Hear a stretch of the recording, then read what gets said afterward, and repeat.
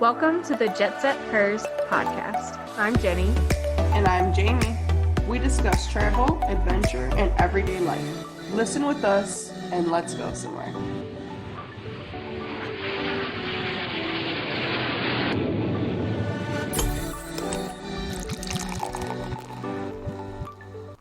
Hi. Yo, Jenny, what's up? Doing good. Weather is getting warmer. Went to the pool yesterday, getting some of that sunshine finally. And we finally planned my mom's celebration of life, so I get to see some family in about a month and really looking forward to that trip. That'll be nice that you get to celebrate your mom with everybody finally. Everybody's able to come together, so it's not nice that's the reason why you're getting together, but at least, your dad's coming and stuff, so it'll be nice. Yeah, and I haven't seen my dad or my Florida sister since it happened, so I feel like that's going to be really nice to give them a hug and they all get to come see where I live too, and I'm excited to show off Colorado. Yeah, no doubt. That'll be fun. And since our guest did not share one with us today, we are having one right now. So Jamie, what are you drinking? So I actually have something different today. Have you ever heard of the cacti drink? It's kind of like a hard seltzer, kind of like White Claw. I have not. That's Okay, the brand. so it's cacti. It's agave spiked seltzer, so it's way better than like the White Claw and the Trulies. But Travis Ooh. Scott, that's how I know about it. He came out with them. 7%, so it's a little bit more than White Claw, only 50 more calories, so 150 calories, 7% spiked seltzer. I have the pineapple flavor of the cacti. Shout out Travis Scott, but it's pretty tasty if I do say so myself. Way, way, way better than White Claw, Truly, High Noon, all of them. How is the pineapple? Is it super bold or is it kind of like a light background flavor? So they have 3 flavors right out of the pack. They have a lime, they have a strawberry, and they have pineapple. Pineapple is actually my least favorite because I did try a couple. You drank the other ones? Last night, yeah. Pineapple is my least favorite. The strawberry is my favorite, but they're nice. They don't taste like super fakey tasting, but the pineapple is a little like pineapple-y, if that makes sense. I like the can because it's very simple, but it gets the point across. It's actually a little pineapple on there too. Yeah, I like it. What about you, Jenny? What are you drinking today? So today, since we were talking to someone in Portland, Oregon, I went and found one of the beers that I had while I was in Oregon. It's not from Portland, but it's from Eugene, but it's from Ninkasi Brewing, and it's the Tri-Sara Hops Double IPA. I just remember I really liked it, so that's what I'm drinking. It's good. Good double IPA. It's not too hoppy. It's not too light. It's the perfect balance. And it's 8%. I love the name. Yeah.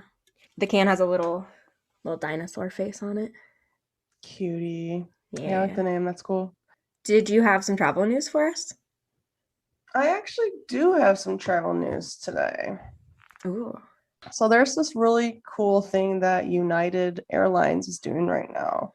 You have to be on their program. So a program like a loyalty member on their flight program, whatever it is. I don't know because I'm not United, but if you are, they're giving away free tickets, a pair of tickets for every day for the month of June. So 30 pairs of tickets for fully vaccinated people on the app. So either on the app or the website, you go on there, you upload your vaccination card, and you get entered into the contest for the tickets.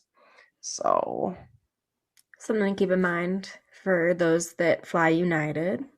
Definitely. It's a chance to win some free tickets and take a little personal vacay. It's going until June 22nd, so take advantage. I'm always down for a free flight. And speaking of today's guest, I'm really excited to introduce her. She's an entrepreneur and now an author, and I think we can both agree, just a total badass bitch. So here's Kelly Lewis. Yeah, you guys, enjoy.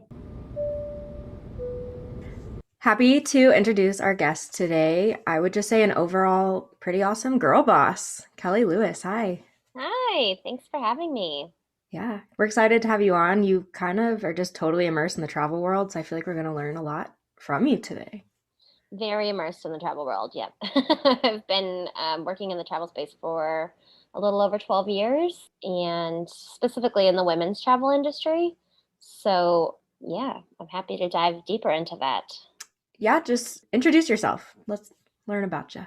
Sure. Well, my name is Kelly Lewis. I'm the founder of several businesses in the women's travel space, including Go Girl Guides, which is the world's first series of travel guidebooks for women, which I started a little over 12 years ago.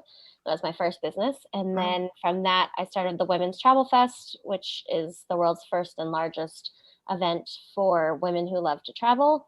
That began 9 years ago. And then in 2016, I launched a women's tour company called Damesly. And now I'm writing a book called Tell Her She Can't.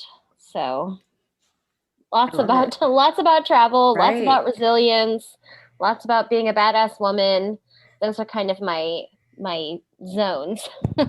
Well, you fit perfectly in, and I'm excited. Nice. Yeah, I'm excited too. So, what got you into travel? I'm sure you probably were just a traveler to begin with. So, what got you started down that path? Not really. I grew up in Hawaii in a family of six, so we never traveled. We didn't. It's too expensive to leave the Right. island. I couldn't go anywhere, and I always wondered what the rest of the world looked like. And very Moana moment, what lies beyond the reef. And so I always wondered what traveling could be like, but I didn't have any examples to follow because my family were not travelers. So I didn't actually start traveling until after I graduated college. I was 22, and then I'm 34 now, and I've been in that span and those period of time, I've been to all seven continents and over 80 countries. So I really hit it pretty hard once I started going. But it took me a while to give myself the permission just to go and explore, what making a living in travel could look like, and involved a lot of bartending to begin with for a solid decade. And then really leaning into my businesses and trusting that what I had built in the travel space was enough to keep me going. So travel for me started off just as a curiosity and then as a way of reminding myself that I was strong and powerful and that I could do things, that I could successfully navigate transportation, that I could travel by myself and be safe. It just really reminded me of my own personal power. And at some point along the way, it evolved into three different businesses. And so travel kind of I mean, it changed everything for me. And figuring out how to be an entrepreneur in travel is also another journey. But it's just been such a wild and beautiful ride. And I'm sure you Wow. meet just some amazing people through not only your travels, but then the travel fest and all that. Oh yeah. Oh totally. Yeah. I mean, Travel Fest usually brings between 400 and 500 people a year. It's going into its ninth year. So I've built just such a beautiful community of people who just love travel. And it's different than any other event because, it's not teaching you to blog, it's not teaching you to start a business. Like, it's purely there to talk about travel, being inspired by travel, the adventures that you've had, the adventures that you want to have, and meeting other women who connect with that same energy. So it's such a beautiful organic event, and it's my favorite thing. It's definitely my favorite thing of all of the businesses that I've done because that weekend that Travel Fest happens is like it's like Christmas. It's like the best. That would be my Christmas too, I think. Yeah, it's so much fun. What does that look like? Is it a bunch of different panels talking about different travel gear or places or just stories, all of the above? Exactly, all the above. Yeah, we have different panels, different speakers, keynote speakers, different topics. Everyone there talking about either informational based topics like how to, things on budget travel, van life. We've done, I mean, at this point, it's happened for so many years that we've covered almost everything there is to talk about. That we keep finding more. And then, yeah, panels talking about, the state of the industry, where we're headed.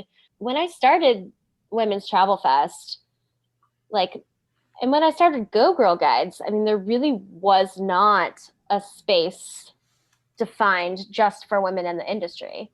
Like, Lonely Planet was doing a paragraph in their guidebooks about being a woman traveling. Like it Hmm. really didn't tell you anything. So when I started Go Girl Guides, I had to kind of create what I wanted from a women's travel guidebook. And I really started pushing this idea of the women's travel industry. And I think, launching the Women's Travel Fest, I can remember being like so stressed and, you know, just like so worried about the amount of money that it cost to do it. And, it got so big so fast. Samantha Brown was our keynote speaker the first year, and Expedia came on as our platinum sponsor the first year, and it sold out, and it's sold out every year since. And it was really like testing what was happening in the space. And now, I mean, and I'm really proud of that, because now it's like I look back and I'm like, man, I was one of the like trailblazers of that space, because now there's so many things in women's travel, so many solo travel blogs, which is awesome, so many tour companies that cater to women, which is awesome. And I think there's space for all of us. But I think back to those early days, and I was just so like lost in a lot of ways, and really trying to like think on my feet and invent as I go. And so we have certainly come a long way since then. And I feel like that probably just made you stronger in this industry because you didn't have all the tools and resources that there are if you were to start it like today. Oh yeah, I mean, I became a trailblazer in the industry without realizing that that's what I was doing, just because I Right. was I was inventing things as I was going. And that's, I mean, it's a fun and it's a scary place, because it's so much easier to create businesses with models to follow. It's much harder to create a business from scratch with no, like, nobody telling you how to pick, the thickness of the page and what the correct dimensions should be, and what, like everything that you had to think about, how to actually publish guidebooks, get them out in the world, get distributors. I mean, there's just, I was a journalist by trade, so I knew how to write. But I mean, the business side of things took a lot longer to learn, and I feel like I'm still learning. So Right. No doubt. But you're doing it and you're rocking it. yeah. So Every day's an adventure. I saw, is it mostly in March every year? Yeah, it's usually around International Women's Day, so Perfect. which is March 8th. So generally in that first week of March. And when do tickets go on sale? They're on sale currently, yep. And the next show is March 4th through the 6th in Portland, Oregon. And how fast do they sell out? That's what I'm trying to figure out. I think usually by like February, usually like a month before, we're sold Oh, out. okay. Yeah. But So it as long takes, as you get it ahead of time, as you long as you should get be ahead of good. time. But every year it's crazy, because so I'll do a call out for the people in the room, and I'll say, for the next week only, you can get early bird, which is like a super secret ticket price that you could only get if you were an attendee from last year. So I've been doing that now for a few years. So now, but before I even start pre-sale, I'm usually like 25% sold. So, I can only fit so many people in the room, which is, it's just so great. And so, yeah, so as we continue to grow, tickets sell out faster, and it becomes easier on me, because I don't have to keep like selling things, because I don't think that that's one of my strong suits.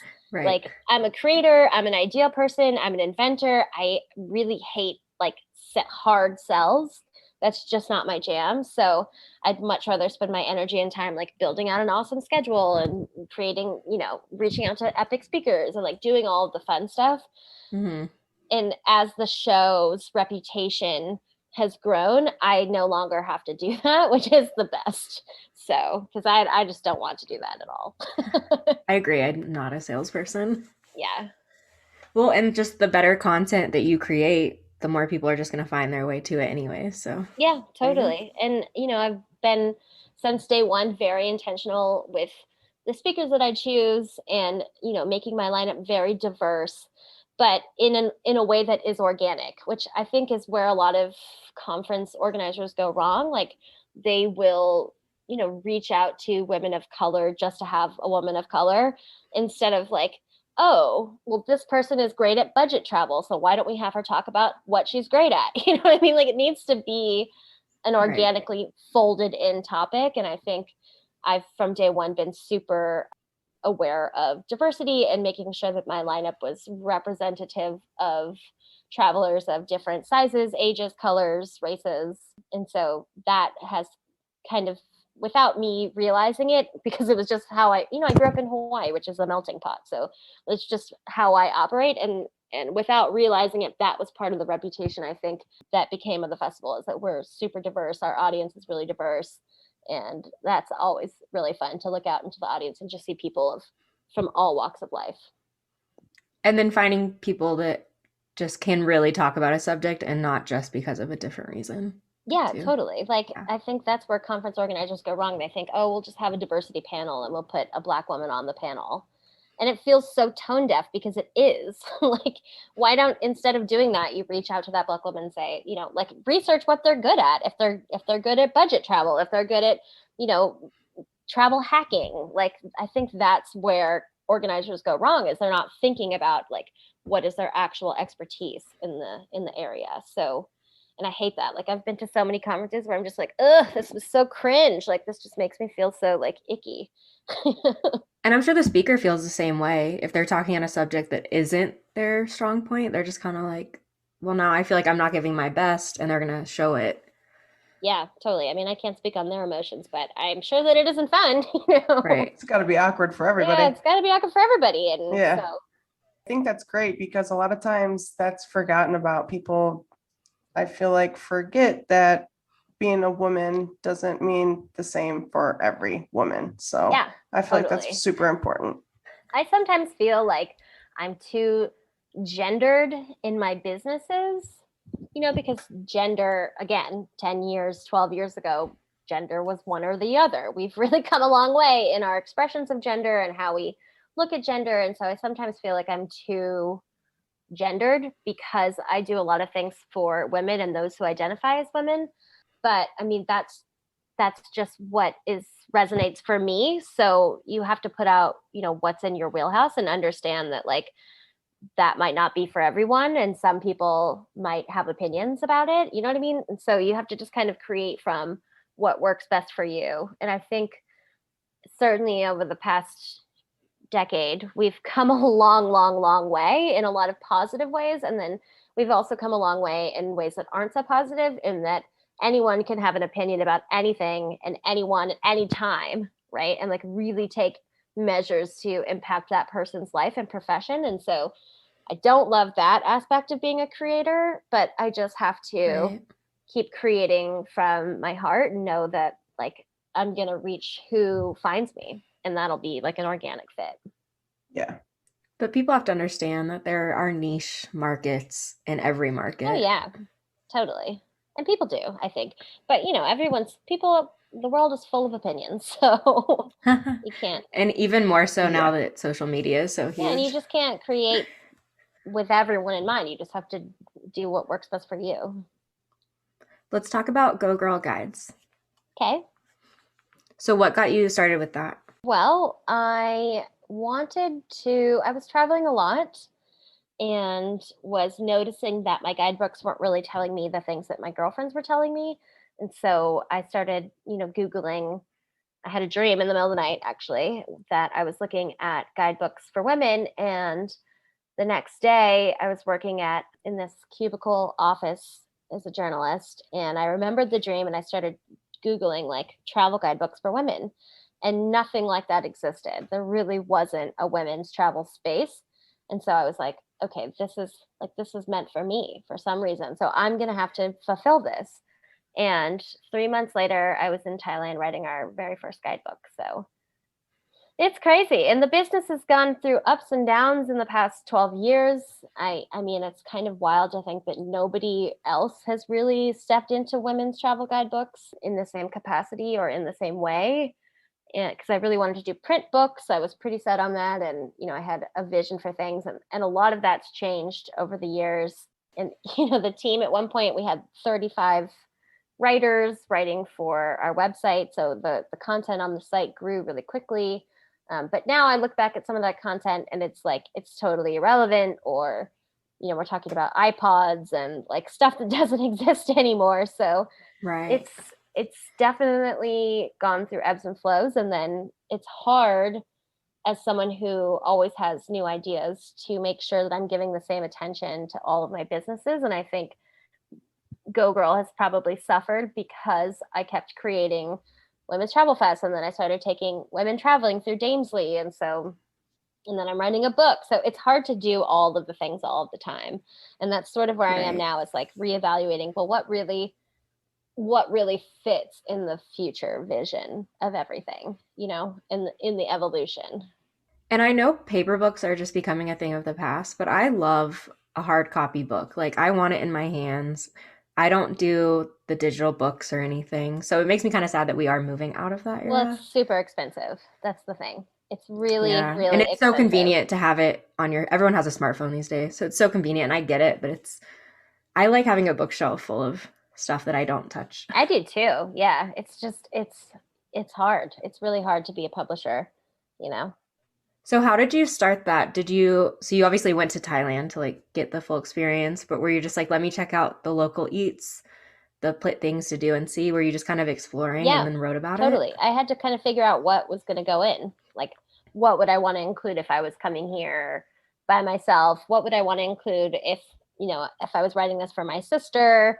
Like, and it was very much just an experimentation. We'd go around to different properties, we'd do hotel tours, ride public transport, figure out where we should eat. And food really was not a focus of the book. I was very much more focused on accommodation, because restaurants are constantly closing and opening. I mean, hotels are too, True. to some degree, but I think it's much more important to stay in a place that is safe and secure and in a good location than it is to eat one meal. So I Sure. didn't focus Right. at all on food. I just focused on attractions, transportation, accommodation, and women's health and safety throughout the country. I love that. Yeah. What does travel mean to you now that you're in this industry as much as you are? Travel to me means that I can. Like, travel to me means that I'm strong enough and I'm capable enough, and I have the intuition and the know withal to get myself anywhere in the world at any point in time. And the world is actually smaller than I thought it was. It's really easy to, like, tomorrow I could be in Japan if I wanted to. Like, it's so much easier to actually explore the world than I thought when I first started out. And the more you see, the more you want to see, the more people you meet who tell you about other places that you want to see.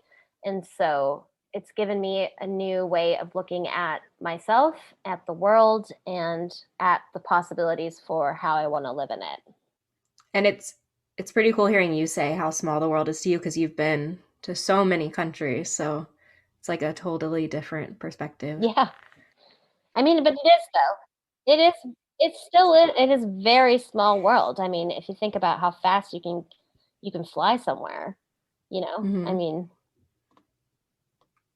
yeah, if you really wanted to, you could get to the bottom of the world in probably 28 hours. So that's amazing, you know? And I think we think it's going to be harder than it is, but really travel is just a series That of is true to logistics. think about. That It's is just true. figuring out what happens Right. after this happens, and then this happens, and then this happens. It's really just nuts and bolts. So once you've done that, you can do it again and again and again and again. Yeah. Which I want to. So Yeah. Yeah, it really is. It's just getting on the plane. Once you get off the plane, figuring out how to get to your hotel. Once you get to the hotel, figuring out what's nearby you. Once you do that, I mean, Same. it's really just a I like series to of think about it logistical like nuts and steps. bolts though, because And then you can that's leave the rest I've up never thought to about it like chance that. or to, whim or adventure, Yeah. whatever your travel style is. But I think people get so bogged down in the, like, oh, what if I can't do Yeah. it? And it's like, well, which part of those steps do you feel that you can't do? Because there's an answer to any of those, right? So you can pre-order a taxi from many hotels. You can, you know what I mean? Like, you can figure out a lot of ways to get from A to B to C to D, and so on and so forth. And I think that's logistics is really what keeps people from getting out there. right. And money. Yeah, I wouldn't say money is big. Costs money. But But it's doable. The more research you do, the more affordable stuff you can find. It might not be your number one bucket list destination, but there's affordable travel. Yeah, totally. So speaking of some of your travel stories, because I'm sure you probably have 1,000, but what are some of like your favorites? My favorite travel stories. I think my favorite travel stories are always the ones that are unexpected. Like doing things that I would normally never do, like jumping off the tallest bungee jump in the world. Like that in Macau, that was an experience that was like not even me and my body. I don't know who that woman was. It's me on a GoPro video falling down the face of the tower, 62 floors, but I don't know. I don't remember being in my body for that. So that was super weird. I got double doggy dared into it. It was like something that just kind of happened. I have moments of memories that are like so amazing, like being in a hot air balloon over the Serengeti during the Great Migration and sailing to Antarctica and seeing icebergs and a world untouched. And, and that, by the way, I went to Antarctica with like 10 days notice. It was sort of a thing that was my friend was like, hey, I'm running this tour and I have a spot and I think you should take it. And I was like, I don't think I'm going to do that. It seems a little bit wild because like I just got out of spin class and like now you're telling me to go to Antarctica next week and it just seems like too much. But I did, and it ended up being like one of the best trips of my whole life. And I met so many amazing people on that trip who've become like lifelong travel friends. My favorite travel stories are definitely the ones where you just kind of jump in and you don't know what's going to happen. And, you move, like I moved to New Zealand with not a single friend in the country, ended up living in this house, this 2-bedroom house with like 7 people that lived there. It's wild. There was like 4 people living in the basement, like 2 people in the van outside. It was just like such a traveler's house. And those people, and I ended up getting a job working for a Lord of the Rings tour company. Those Love people it. became like my family, like my travel family. And we've traveled the world many times over since then. And so like I could have never foreseen what that experience was going to give me when I decided to get a working holiday visa and move to New Zealand, not knowing anyone at age 22 and just trying to like figure out, like, all right, well, I'll give myself a year to see what happens. And like, you just, whenever, I think when you say like, well, let's just see what happens, you give the world an opportunity to show you how awesome it is. Yeah. And so you have to just say that over and over again, even though it's scary because, on the other side of that is like all of your doubt and all of your fear, and like, Yeah. because you really don't know what's going to happen. But I definitely believe that the world is mostly safe and that people are mostly good. And the more you put yourself out there, the more the world rewards you with all of that goodness. I agree. Beautiful. And it goes back to like the whole travel puts you outside of your comfort zone, but in a good way, and shows you things you never would have thought you could have done or seen or. Yeah, you have to be out of your comfort zone, I think, to grow as a human. Mm-hmm. That's sort of what it's all about, right? I mean, if we all stayed in our comfort zones, we would just be on our couches watching Netflix. So Basically. what's the fun in that, right? Wouldn't Right. you rather have stories about all the cool things that you've seen and done and meet people that aren't anything like you, that teach you how to be a better human and inspire you? And, I don't know. I just like to stay as close to that feeling of flow that I can. And definitely travel gives that to me. Do you have like your favorite places to go? Like, are there places that are just on your repeat list no matter what? There's places on my repeat list for sure, but that's because I lead tours there. So like Morocco, I go to frequently. Egypt, I go to frequently. I love both of those countries. New Zealand has a super special place in my heart for the year that I lived there and how it sort of launched me into a world of travel. Yeah, those are like the places that I am most frequently. I go back to Hawaii all the time because that's where I'm from. And definitely northern Arizona, weirdly, is also a place that I feel really like connected to, like Lake Powell specifically, and like Page and Sedona and those kinds of areas. I just love, love, love. So I don't know. I think I'm open to, I mean, there's so many places in the world that I've had such wonderful experiences and that I love so much. Argentina is another. I've been to Argentina so many times somehow. And it's almost like accidental, right? But I've been in Buenos Aires many, many, many times. And I definitely have a feeling when I'm there that like, you know, I feel a connection to it. And I always think, God, I would love to live here, or maybe I have lived here in a past life. There's like something about it that keeps Right. pulling me there. And I've touched basically every area of that country because I've seen it so many times, and I would go back any day of the week. So there's places like that for me where it's like that you have more of a pull towards. Yeah. And you don't really know why all the time. It's like, I don't know why Argentina. I just really love it. I don't, of course I can tell you it's beautiful and the way of life is fun and the food is fun, but there's just an energy there that I connect with. No, I agree with that. Mm-hmm. Even just in the States, there are places that I connect with, and then there are places that I'm like, I can see why everyone else loves it, but it's not for me. Yeah, I feel that way about Las Vegas. I have not been there No, yet. thank you. I'm good. That's kind of how I am with New York City. Yeah. Like, I don't mind visiting, but it's definitely not somewhere I'm meant to like plant roots or anything. Yeah, I lived in New York City for 7 years, and it was also kind of an accident. Wow. I went there and I was like, because a friend had moved there, and she said, "Hey, I have an extra room. Why don't you come out?" She was really helpful when I was launching my businesses. She was my former roommate and still a lifelong friend. And so I moved out there. I thought, I'll give it a year. I never really had the like drive to move to New York like other people did. 7 years later, I was like, I gotta get out of this. I gotta get out of here. Like I've been here for so long now, and it was wonderful for my career. No shade on New York. It's really such a vibrant place to hustle and build and grow. But at some point, I was like, I just keep raising the bar for myself higher and higher and higher, and I'm like exhausted by that, by competing with my own self. Like I want to go someplace else. So then I moved to Portland, Oregon, which is the total polar opposite of New York in terms of energy, and I love that. It's been really nice. I love Portland though. I just went to Oregon not too long ago, and Oregon and Washington, just the vibe. Mm-hmm. I love it. Yeah, it's very, very relaxed. And it let me write a book. So I guess that was a good thing. Right. It's a little calmer than your New York lifestyle, so Definitely. you can actually take the time. Definitely.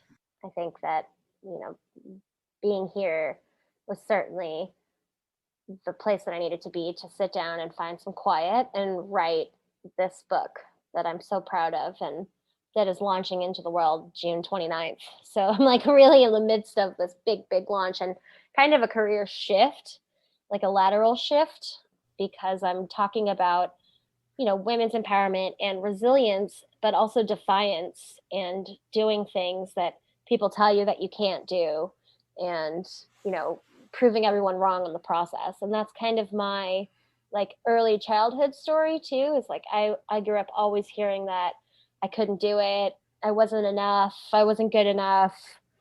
I wouldn't make it. And I really turned that into fuel and was like, fuck everyone. Like I am going to do this, and I'm going to prove everyone wrong. I'm going to be even better than they are.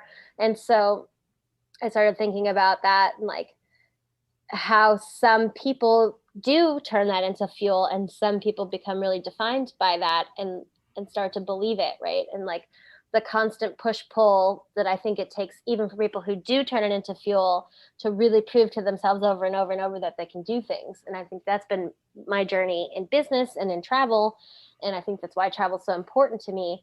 So writing Tell Her She Can't was really, really cathartic for me, and I'm excited to see what the new adventure of this holds. It's it's really exciting. I feel like I finally am writing a book that I wish I could have read, right? When I was like a teenager going through all of this stuff, that if somebody could have told me what my potential was, right? And like what the future was if I just kept pushing through that, I think it would have it would have brought me a lot of peace. And so I really set out to write that book, and I interviewed 35 different women who've come from all different sorts of, stories and corners of the world and ethnicities and different forms of adversity that they've gone through. Women who've, lost limbs, women who've broken their necks, women who've beat cancer, women who, beat domestic violence. Maybe beat isn't the right word there, but who got through Right. these really difficult things. And so I started thinking about like resilience and defiance and that kind of energy. And I just don't feel like I've ever read a book that kind of says it's okay to be stubborn and defiant and pursue your own course. And I feel like that's not typically the way that women are socialized. Like, we don't raise little girls to tell them to be stubborn and defiant. Like, but I think when you're really setting out on your own path and you're carving that intentionally, you do have to be really, really willful and really defiant and listen to, what works best for you and tune out all the naysayers around you. And so that's what this book is about. And I'm just, it's like, the process of creating it was so hard. It was so stressful. It was so full of anxiety because I was sharing so many stories of like really personal stuff. And then now that it's done and pre-sales start tomorrow, as I sit today, it's like, it's not even mine anymore. Like I put this beautiful child together with the help of 35 amazing epic women who've done so many cool things like cross country ski Antarctica by themselves, like completely unassisted, like women who are just such badasses.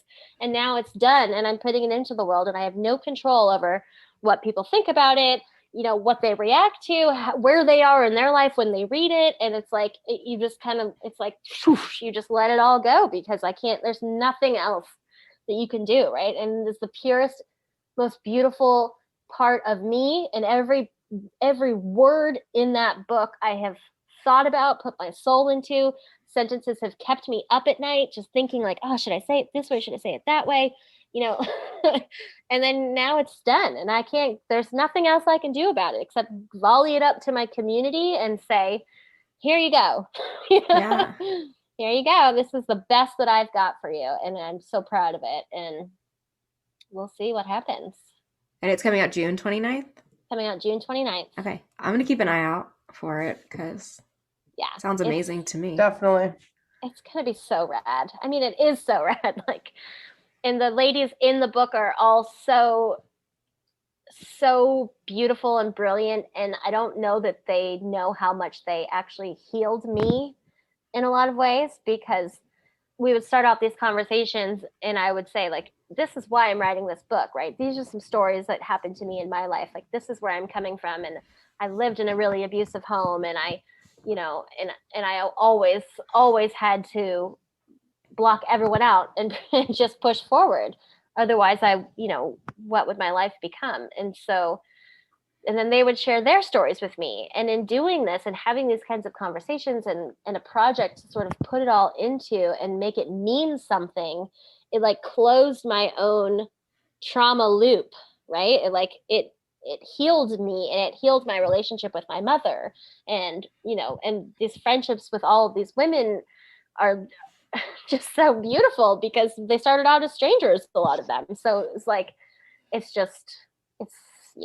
I mean, I always go on like feeling, right? Like how I feel about something like vibrationally. And I feel like this project is like the highest of my vibration. I love that. Because you're going to help others, but you helped yourself in the process. Probably accidentally too. So yeah, completely accidentally. And I think, I don't know that they know how much they helped me. it's beautiful. Yeah. Well, definitely congrats on the book. We can't wait to pick it up for sure. Thank But you. definitely congrats. I can see how excited you are about it. So we're definitely going to have to pick it up. It's very exciting. Yeah, and there's like some fun travel stories in there, and Which we're all about. Yeah, because travel is what showed me that I could do things. And like in my regular life, when I would come back and I'd be like faced against an obstacle, I would think like, you know what? Like, you freaking climbed Machu Picchu. Like, you can handle this. Like, whatever this is. Like, you Right. sailed across the Atlantic. You can do this. And so, like, that's for me, that's kind of what travel has given me ultimately, is like this sense of like I can handle whatever the world throws at me, and I might not always like it, and it might not always be pretty, and it might cost me money, and it might hurt a little bit at some point, but like it's always going to be something that I can survive and get through. That kind of goes full circle because I've been training at work this week, and I was just trying to tell her the key to success is your own confidence in what you're doing. Hmm. Because when you're not, others see that, and then you feel less confident, and it's just going to be a downhill slide. So I feel Yeah, like that's just in life. It's yeah, confidence in yourself. it's Makes a true. huge difference. for everything. Yeah. Let's talk about Damesly. That's the tour company. Yeah. So, how does that work? Do you have like employees in all these locations that handle the tours for you? Yes, I have a team of people that I work with in different countries that deal with on the ground in country logistics. I have a team of people here who lead tours, and then I get to be the one that thinks about new tours and figuring out what would be cool and different. When Damesley first launched, we did a lot of creative and professional retreats. So we would do writing workshops. One of our first tours was called Riding and Writing, which is a horseback riding tour through the Rocky Mountains in Colorado, combined with Hey. a creative writing workshop.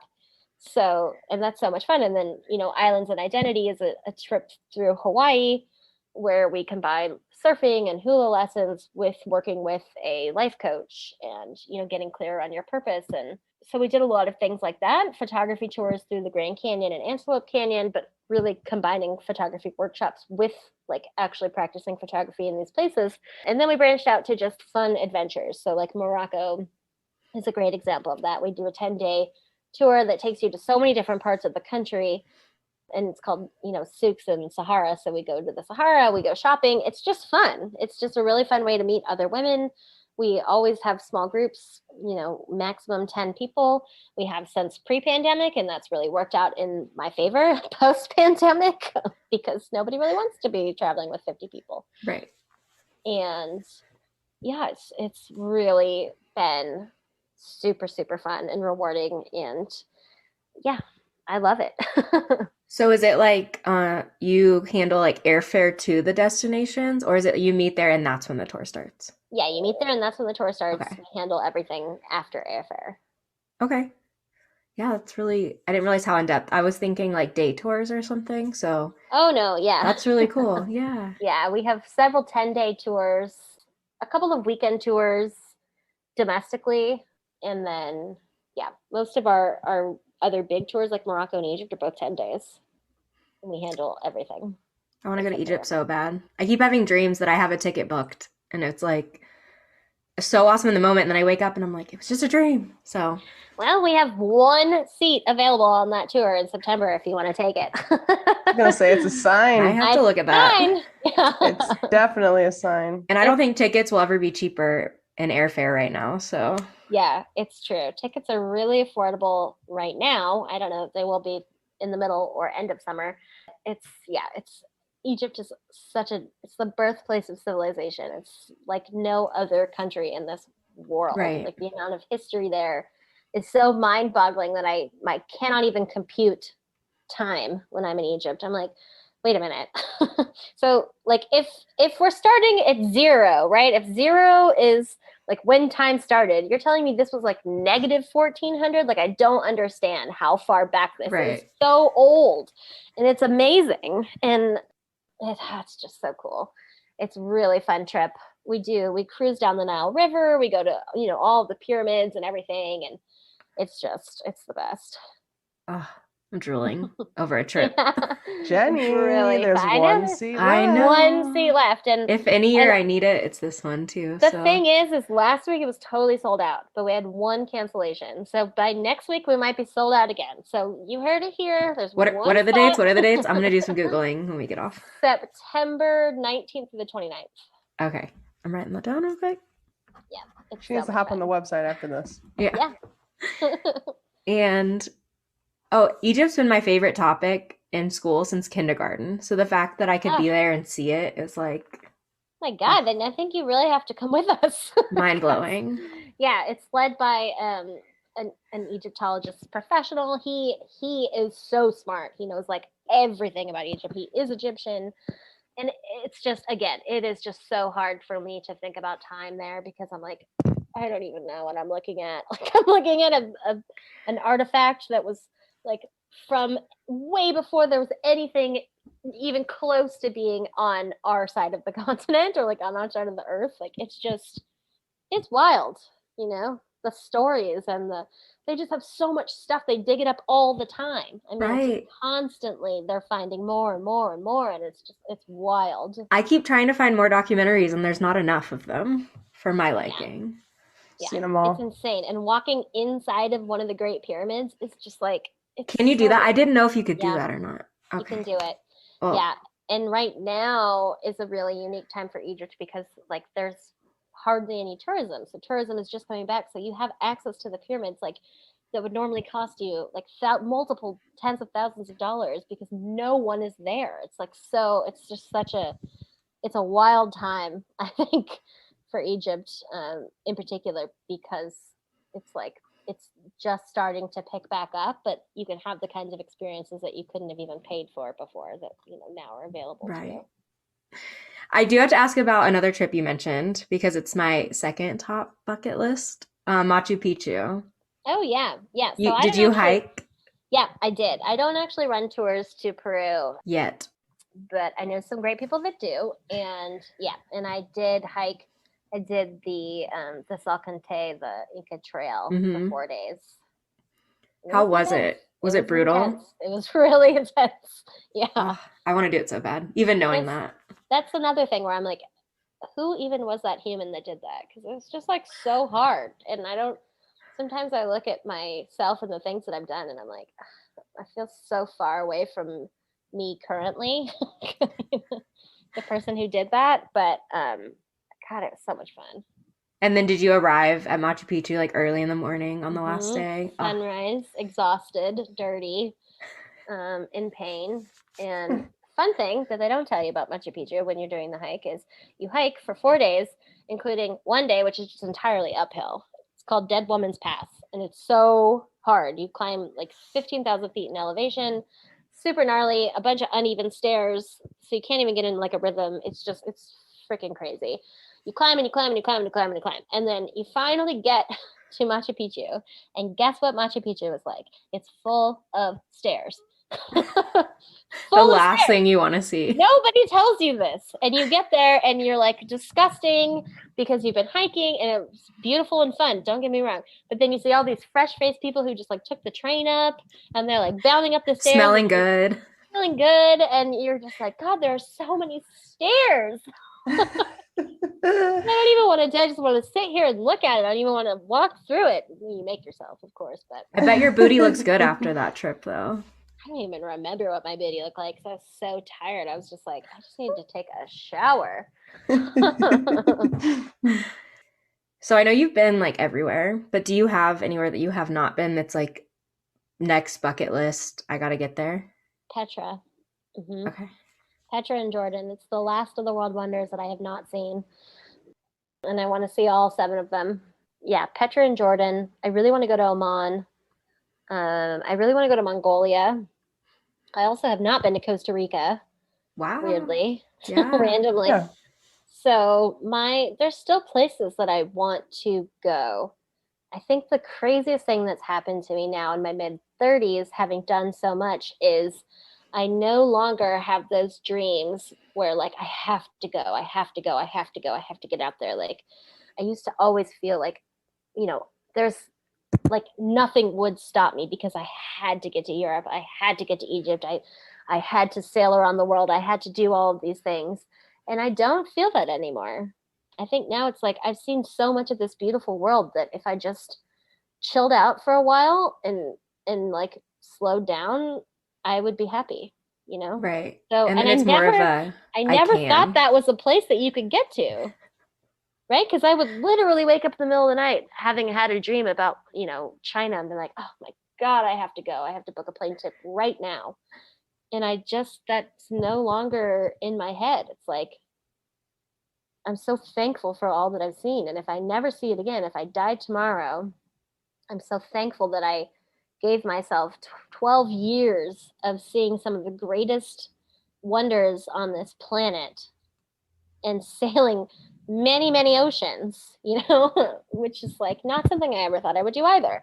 So I'm so thankful for all that I have seen and done. And if I never get to do it again, like at least I had that. And I think maybe the whole point, if you're really an adventurous traveler like I was slash am, you know, getting to that piece of like, I've seen it, is such a beautiful place.